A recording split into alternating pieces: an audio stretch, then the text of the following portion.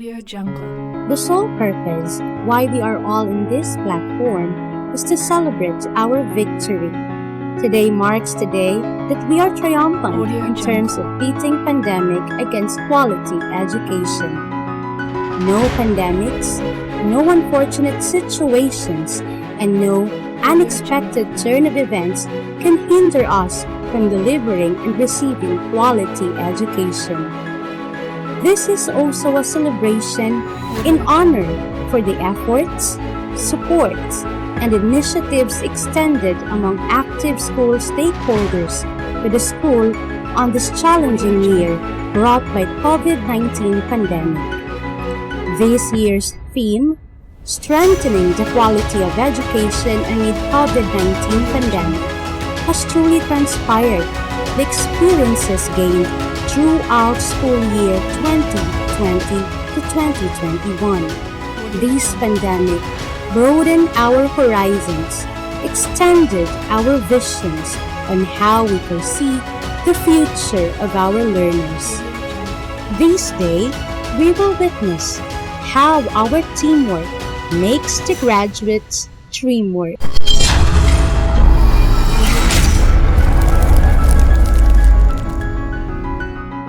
Ladies and gentlemen, join us as we celebrate our students' remarkable leap in their academic journey. Welcome to 18th commencement exercises via virtual ceremony of Buena Vista Special Education High School. To start with, everybody is requested to please stand and pay our respect while we are singing the Philippine National Anthem. Please remain solemn as we whisper our words of prayer, and these will be followed by the singing of Buena Vista Hymn. Mga kababayan, ang pambansang awit ng Pilipinas. Bayang magiliw, sa silanganan, alap ng puso sa litipoy buhay. Lupang hinirang, dulit ka ng magitin, sa manlulupi, kita pasisi, sa dagat at bundok sa simoy, sa langit mo pagak, may nilagang pula at awit sa paglayang binaman, ang isat ng matawad mo'y tagumpay na nadidinig, ang ituring na tarang niyang kanan, pangay magigiling, lupa ng araw lanwan, ating pagsinta, may langit sa piling mo. Ang ligaya ng pagmay ng apit, ang mamatay ng dahil sa'yo.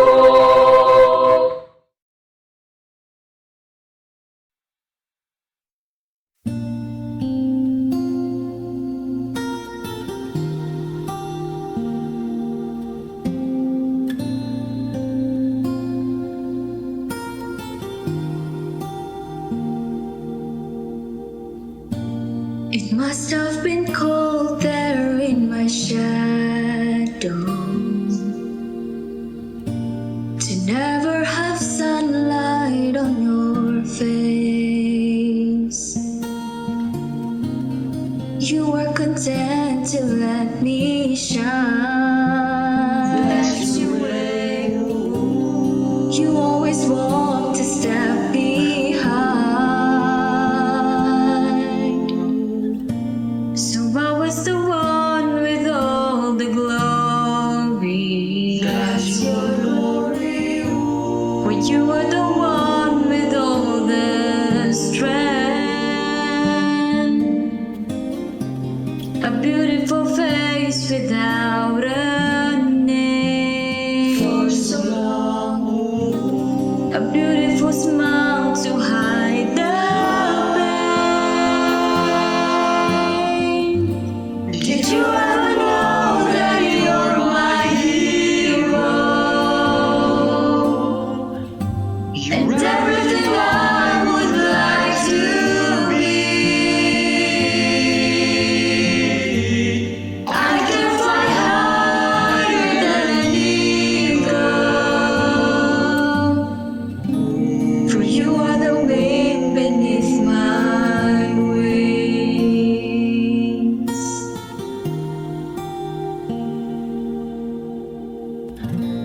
It might have appeared to go unnoticed,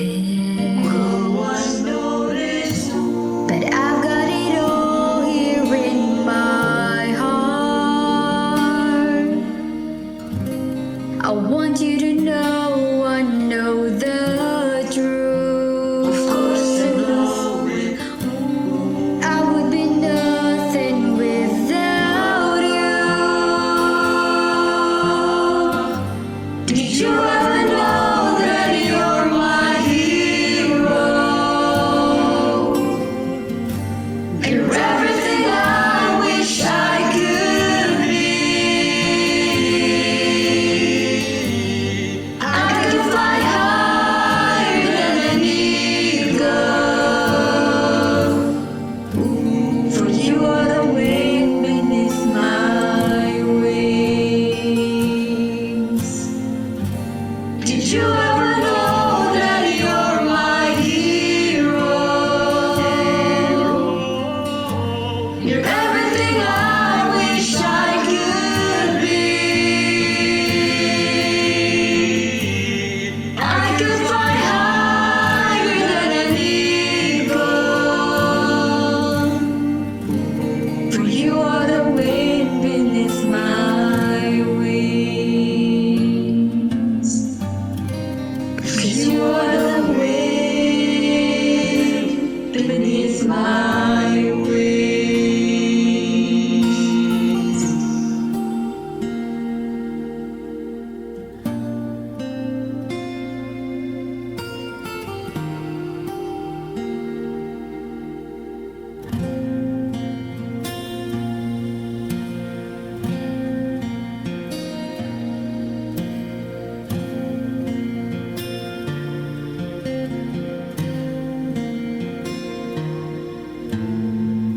You're the wind, you're the wind.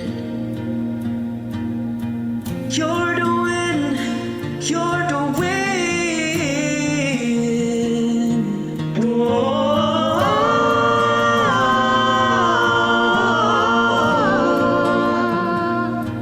Beneath my wings.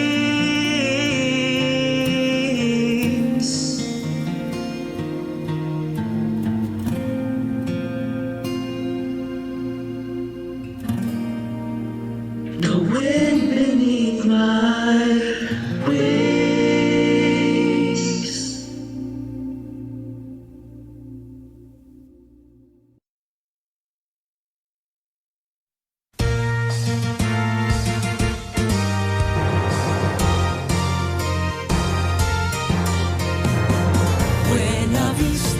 Buena Vista, lungsod na tong hinigugma. Oh, Buena Vista, kami kanimo nag-amuma.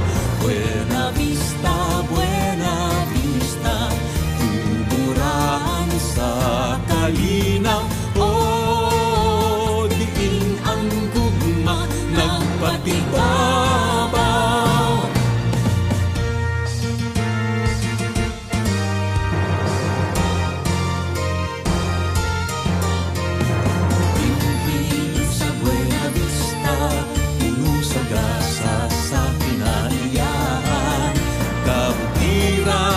Kasubaan, mahumahong kadagatan, ang titinguhan, kalambutan, matagamtaman sa tanan. Tungod sa pagtinabangay sa matag banay-banay, nagkahigo sa ta sa Buena Vista.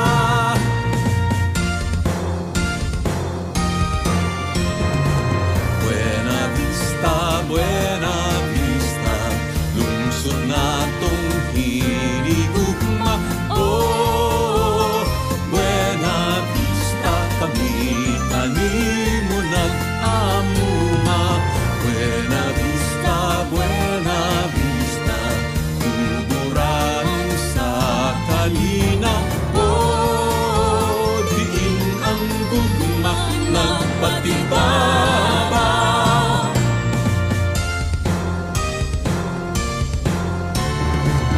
Sihan karon natong lungsod nagmalambuon, ipadayon ng daghang pangbuluhaton natong Buena Vista hanon. Padayunon ta, padayon. Padayon, padayon, padayon, padayon.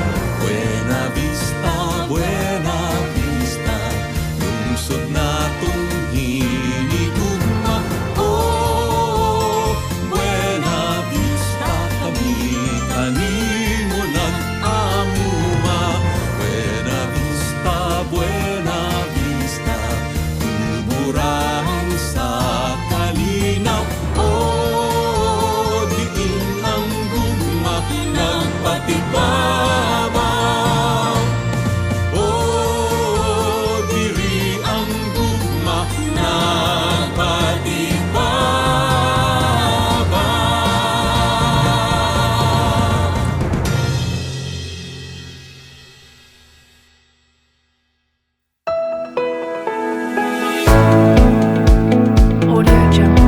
Welcome remarks.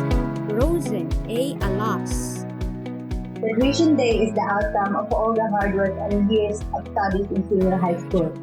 It is the day when we, students, can say, yes, we made it. And we deserve this day after all the turns and hurdles, most especially with the appearance of the pandemic.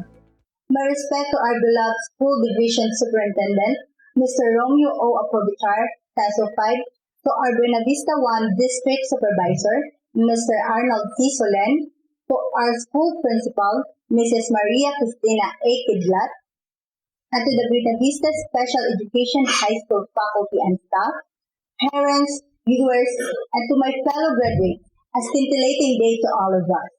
The school year 2020-2021 is the most challenging school year for all of us. At the beginning, I thought that education might not take place this year. The depressing year will pass without any sign of progress. But a glimpse of hope started to shine when the DepEd announced that education must go on. Mind-boggling questions started to fly everywhere. Disbelief of one's capacity to deliver quality of education and receive quality education in a new normal way. It was started to hide my glimpse of hope. I was shaken by my fear of change, by my fear of abandoning probable solution to my dilemma. I was so innocent of what is being brave is all about.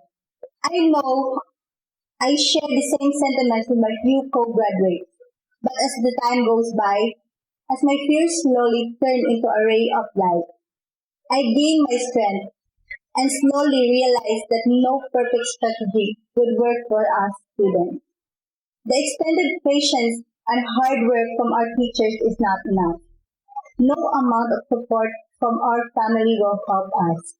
If we, the students, are not willing to undergo the process of new normal learning, no one can help us to elevate ourselves from the misery of knowing nothing and learning nothing.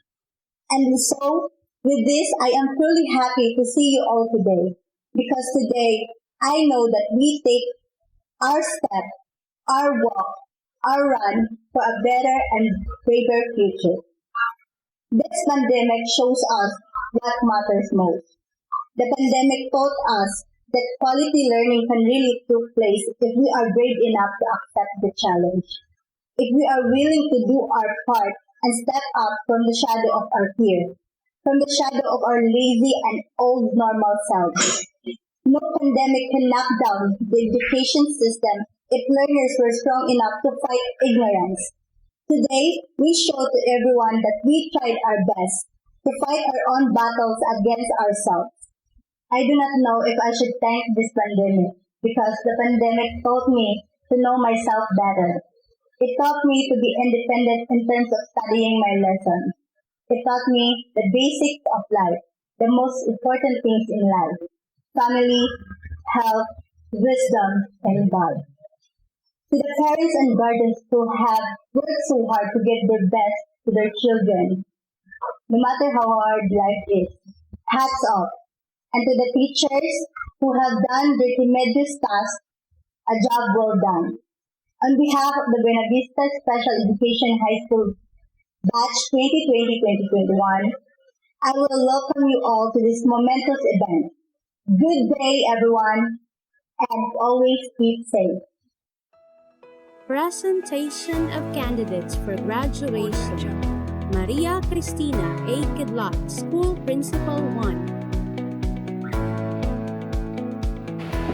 By virtue of the authority vested in me as the school principal of Buena Vista Special Education High School, I have the honor to present to Mr. Arnold C. Sulen, Public Schools District Supervisor of Buena Vista 1, these 46 candidates for graduation of the senior high school, of whom are from general academic strand with 20 male and 26 female, certifying that we have satisfactorily completed the requirements for graduation in senior high school prescribed for secondary schools of the Department of Education, adopting modular distance learning printed learning modality for the school year 2020-2021. They are now ready for your recommendation for confirmation, sir.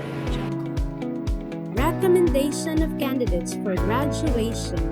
Arnold C. Salen, Public School District Supervisor.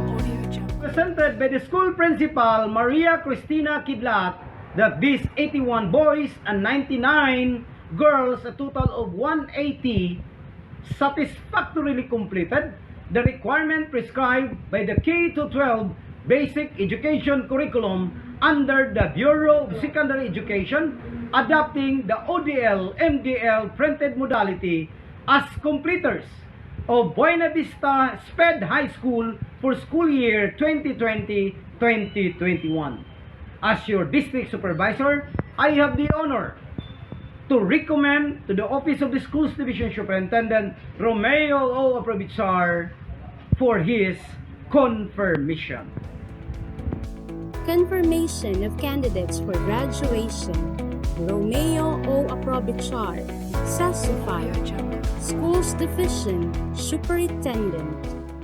By virtue of authority vested in me as the Schools Division Superintendent of Agusan del Norte, I now confirm you completers and graduates of Agusan del Norte Division for school year 2020-2021 with all the rights and privileges thereunto appertaining. Congratulations!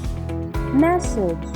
Evelyn R. Vero, Sessufor, DepEd Caraga Regional Director. My warmest greetings to all the senior high school graduates of batch 2020-2021. I share in the joy of your graduation from senior high school together with your parents, school administrators, classmates, teachers, schoolmates, and your entire local community. I send you my heartfelt congratulations. You have been through the toughest period in your student life. Amid the pandemic, you adjusted, you persisted, and you studied hard. You have been tested, challenged, and pushed to the limit. But now, you realize that you have the will to survive any crisis and to live a meaningful life. That's why you made it this far. With your acquired knowledge and skills, you are now ready to move up to another level. That is by going to college or by acquiring specialized skills or by directly joining the labor force and become agents of nation building. With your maturity and self-confidence, you can now make a name for yourselves and become productive members of society. Admittedly, a cloud of unknowing still hovers over your head, but always remember to keep your sights on the cloudless sky. Be assured that an exciting world awaits you after your graduation. Don't allow any crisis to hinder your dreams and ambitions. Continue to hope, because things will eventually get better in the future. No pandemic lasts forever. and it cannot outlast your faith in the system and your hope for a better life. What lasts forever is your love for God, for others, and for yourself. As the Bible said, and now these three remain: faith, hope, and love. But the greatest of these is love. That's found in 1 Corinthians chapter 13, verse 13. Celebrate your triumph with deep gratitude for the people who paved the way for you. You still have a lot of growing up to do. May the values that you have embraced through your high school years animate your imagination and creativity. May you become beacons of inspiration to other learners who are following you. With them, you can embark on an exciting adventure of learning and an even more exciting journey toward personal growth and development. You are the future of Caraga. Remember that. You are the future of this nation. Once again, congratulations, my dear senior high school graduates. Mabuhay kayong lahat. Distribution of certificates. Kagawaran ng Pilipinas, Kagawaran ng Edukasyon, Rehiyon ng Caraga, Sangay ng Agusan del Norte, Buena Vista Special Education High School. Pinapatunayan nito na si ay kasiyasiyang nakatupad sa mga kinakailangan sa pagtatapos ng senior high school, academic track, general academic strand, na itinakda para sa mataas na paaralan ng kagawaran ng edukasyon, kaya pinagkalooban siya nitong katibayan. Hinagdaan sa Buena Vista, Agusan del Norte, Pilipinas, nitong ika-12 ng Hulyo, 2021. Hinagdaan ni Maria Cristina A. Kidlat, unang guro. Hinagdaan ni Romeo O. Aprobichar Seso 5, pansangay na tagapamahala ng mga paaralan. Christian Neil E. Ballesteros with honors. Kenneth A. Sanchez with honors. Van Mark T. Tague with honors. Rosen C. Alas with honors. Hilalia B. Binatara with honors. Alia May Callanero with honors. Rowena May P. Ramakula with honors. Wari Jose A. Abal. Ethan Luz V. Arante. Jericho T. Arnaiz. Joshua H. De Chile. Wilson Jr. M. Dizon. Virgilio Hermoso. Aquiles D. Hofilina. Rafi S. Hongayo. J. L. Juanico. Heaven M. Lopez. J. T. Malasarte. Jason Monton. Wendell G. Navasilia.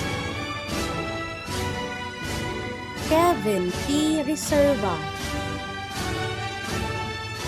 Jeloid J. Tating. Chesmar Vincent M. Yuyan. Jimboy Yuson. Janice J. Abiba. Janelle D. Agorsa. Shekinah C. Alamo. Almera Yana D. Alirasul. Maricor R. Bahian, Tricia May D. Bertoldo, Rosie L. Cadenial, Nicole Ann M. Hagampang, Roxanne C. Davide, Maricris A. Idal, Sheena May Encabo, Lizelle Novi Gregorio, Gardenia May S. Quizon, Jonica May S. Quizon, Roslyn D. Maturan, Michelle A. Monares, Shaira D. Panganuron, Sheila May Salado, Jessa May M. Tanquilan, Charlene S. Tiempo, JB Rose C. Tindoy, Fe M. Uba. Awarding of Honors.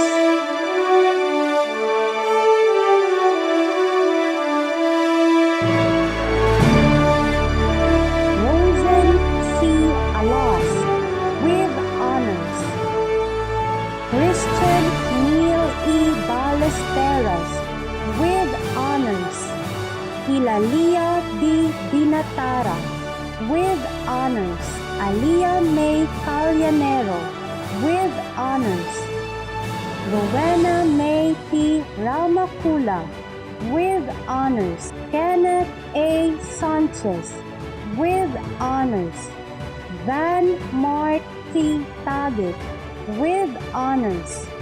Words of Gratitude by Rowena May P. Ramakula with honors.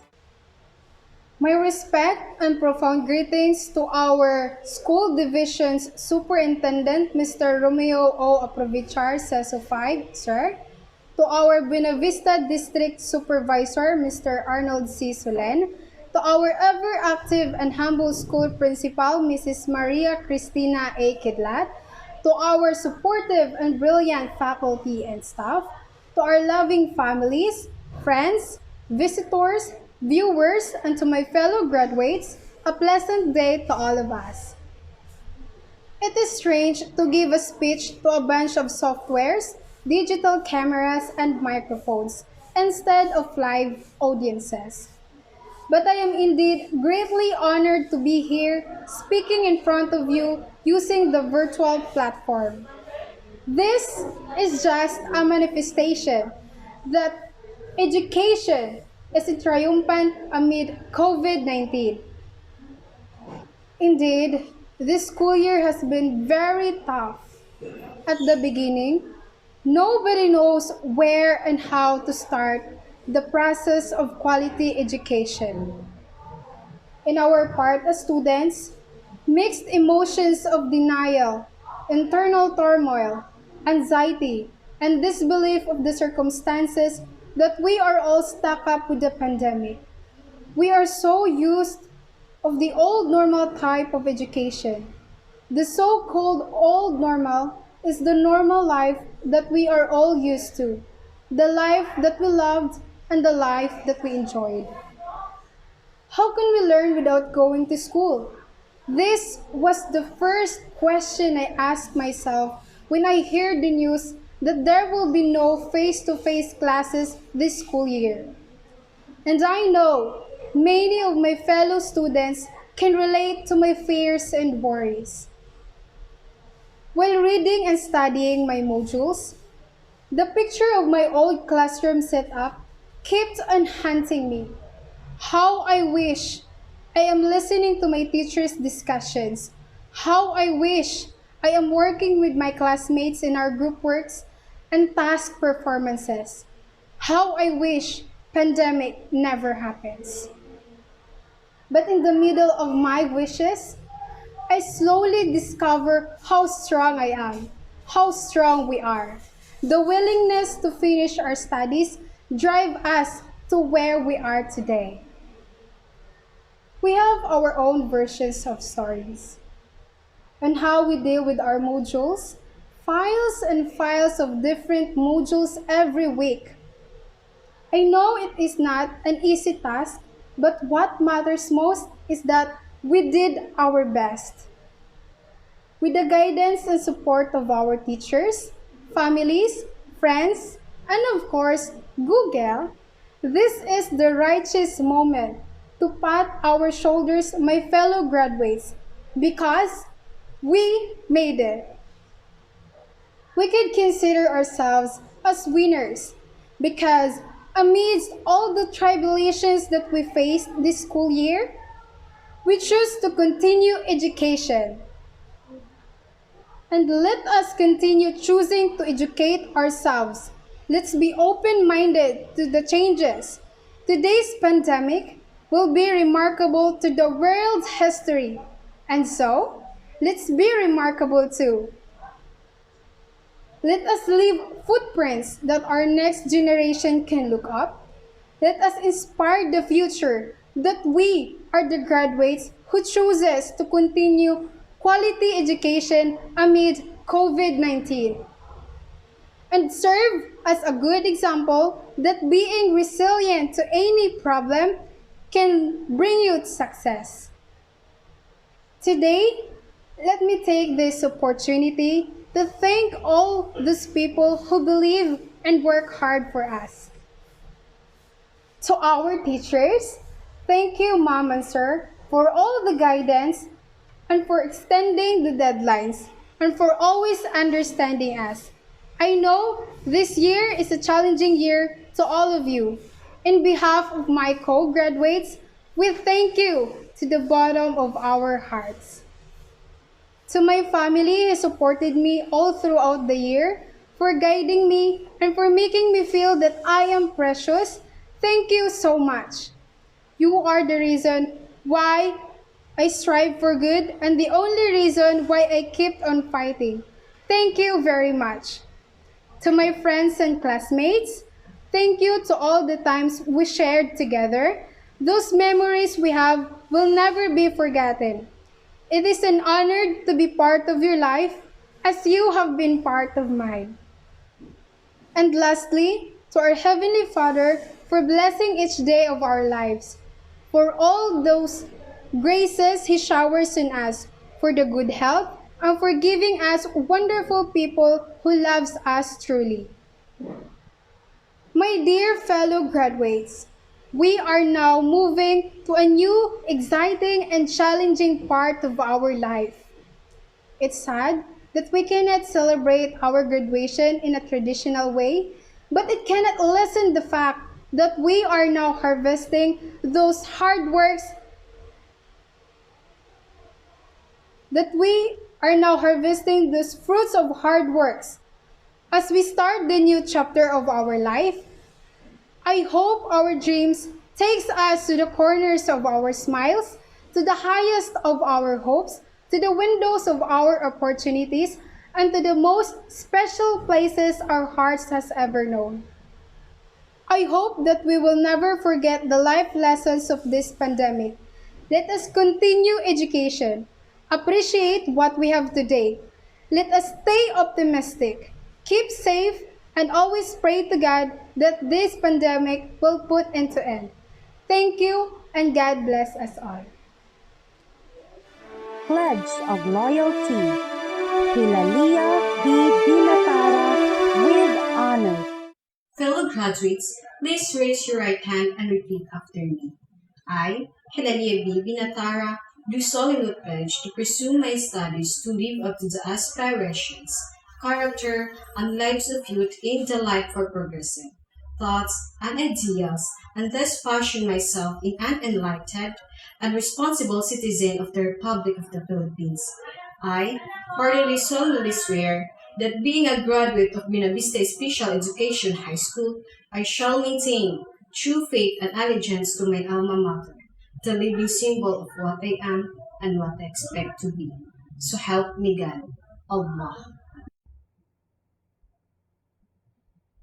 the singing of that song 2021, Moments by Julie Durden.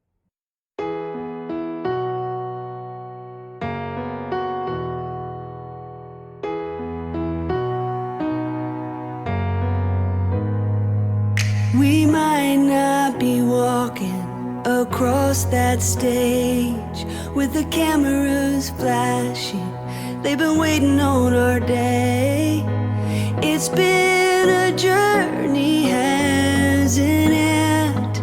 I wouldn't trade a moment. No, I wouldn't change a moment. I'm who I am because of you. Whether we've known each other our whole life or just a year or two. And I'm grateful for the time we put in, getting us to this moment, so we could get to this moment.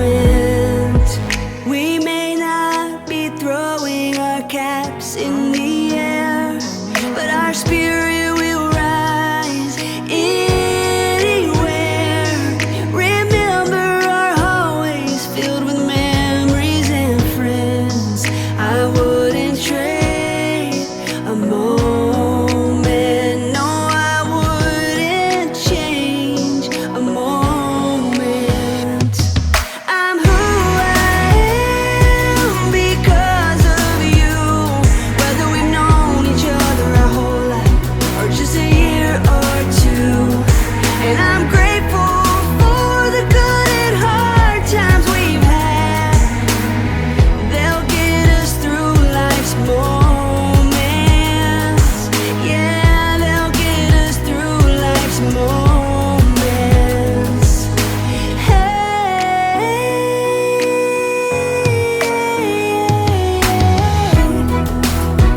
Ooh. If you're over there feeling a little scared about your brand new start, don't get discouraged. Keep showing your courage, 'cause that's who we are.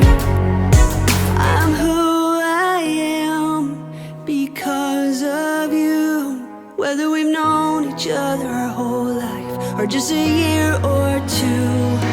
And I'm grateful for the times we'll never forget, so we can be in this moment, right here in this moment.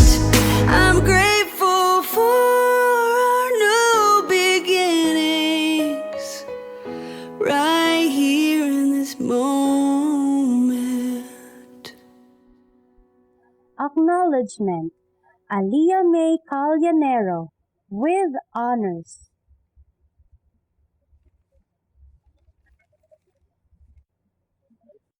The Buena Vista Special Education High School would like to extend its heartfelt gratitude to the benefactors and sponsors of our ADAPT Student Scholarship Program, the local government of Buena Vista, general PTA officers, and most especially to the parents, guardians for their enduring support, most significantly to the upliftment, development, sustainability, and educational advancement of the school and its immediate clientele, and also to every benevolent individuals who, in one way or another, has extended unconditional assistance to our institution.